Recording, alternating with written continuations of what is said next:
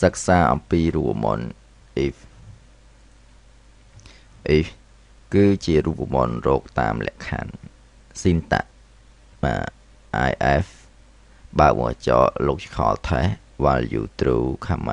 ក value false logical test លក្ខខណ្ឌដែលត្រូវកំណត់ value is true ទិន្នន័យពេលដែលលក្ខខណ្ឌត្រឹមត្រូវ value is false ទិន្នន័យពេលដែលលក្ខខណ្ឌខុសតោះអញ្ចឹងយើងមើលនេះគឺជាលំហាត់អនុវត្តខាងក្រោមអញ្ចឹងដើម្បីអនុវត្តផ្ទាល់គឺយើងចូល Excel យើងមកអញ្ចឹងទី1គឺយើងត្រូវវាយទិន្នន័យប៉ុណ្ណឹងចូលសិនមកណាមានន័យថាគេចង់រក commission នេះប្រសិនបើការលក់សរុបទាំង4សប្តាហ៍ហ្នឹងបាទចាប់ពី0ដល់2000គឺគេឲ្យ commission 0% មានន័យថា commission យើងទទួលបាន0គឺគ្មាន commission តែម្ដង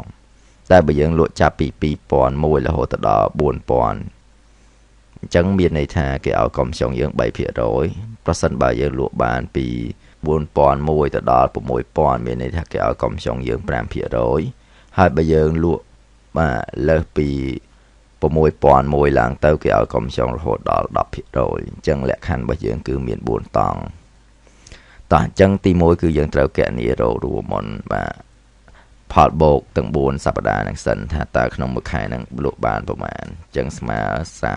30បើវងកញ្ចក់គឺយើង select ទាំង4 week ហ្នឹងតែម្ដង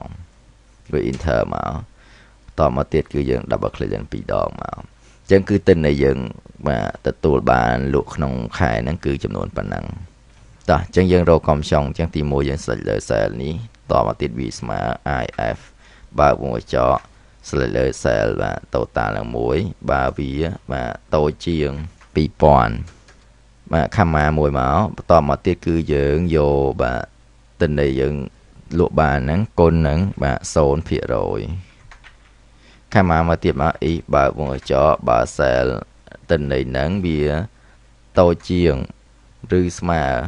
4000 comma មួយមកគឺយើងឲ្យទិន្នន័យហ្នឹងគុណជាមួយនឹង 3% ខាម៉ាមួយទៀត is បើវងកញ្ចក់បាទ cell ហ្នឹងតូចជាងឬស្មើ6000ខាម៉ាមកឲ្យ cell ហ្នឹងគុណជាមួយនឹង 5% ខាម៉ាតទៀត is បើវងកញ្ចក់បាទទិន្នន័យហ្នឹងធំជាងបាទ6000មួយទៅខាម៉ាមកគឺយើងឲ្យទិន្នន័យហ្នឹងគុណជាមួយនឹង 10% បាទអញ្ចឹងយើងមិនបាច់បិទវងកញ្ចក់នាំយូរទេគឺយើង enter យកតែម្ដងរួចយេបាទអញ្ចឹងគឺទិន្នន័យនេះគឺចេញមកហើយគឺយើងអូសយកតែម្ដងតោះអញ្ចឹងយើងផ្ទៀងផ្ទាត់ទិន្នន័យអញ្ចឹងយើងមើលលក្ខខណ្ឌមួយដែលយើងកំណត់មកអញ្ចឹងគឺទិន្នន័យយើងនេះទិន្នន័យនេះ9150អញ្ចឹងគឺលក្ខខណ្ឌនេះធំជាង6000ទៅគឺឲ្យ commission 10% អញ្ចឹងមានន័យថា cell នេះវាធំជាង6អញ្ចឹងគឺស្មើទិន្នន័យហ្នឹងគុណជាមួយនឹង 10% តែម្ដងបាទអញ្ចឹងគឺទិន្នន័យហ្នឹងត្រូវហើយគឺ915អញ្ចឹងយើងមើលក្នុងទិន្នន័យទៀតដូចគ្នាដែរគឺវា8000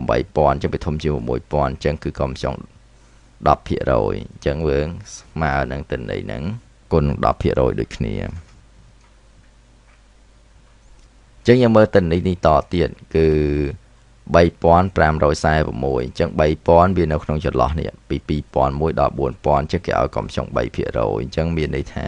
cell ហ្នឹងស្មើនឹងបាទចំនួនដែលលក់បានគុណនឹង 3% បាទអញ្ចឹងគឺត្រឹមត្រូវហើយឥឡូវយើងមើល cell នេះវិញហេតុអីបាន0អញ្ចឹងយើងមើលលក្ខខណ្ឌគេគឺកំណត់ពី0ដល់2000គឺឲ្យ commission 0អញ្ចឹងអានេះ1300អញ្ចឹងវានៅក្នុងចន្លោះពី0ដល់2000អញ្ចឹង commission គឺបាន 0% បាទអញ្ចឹងត្រឹមត្រូវអស់ហើយគឺយើងសេលេរូបមន្តយើងទាំងអស់មករួចយើង copy ត្រង់នេះមកស្ដាម copy ចូលចុច escape មួយមកគឺយើងវាយ apostrophe ដក clear ហើយផាសចូលមកអញ្ចឹងគឺចម្លើយយើងគឺប្រើរូបមន្តប៉ុណ្្នឹងឯងដើម្បីចេញចម្លើយប៉ុណ្នេះ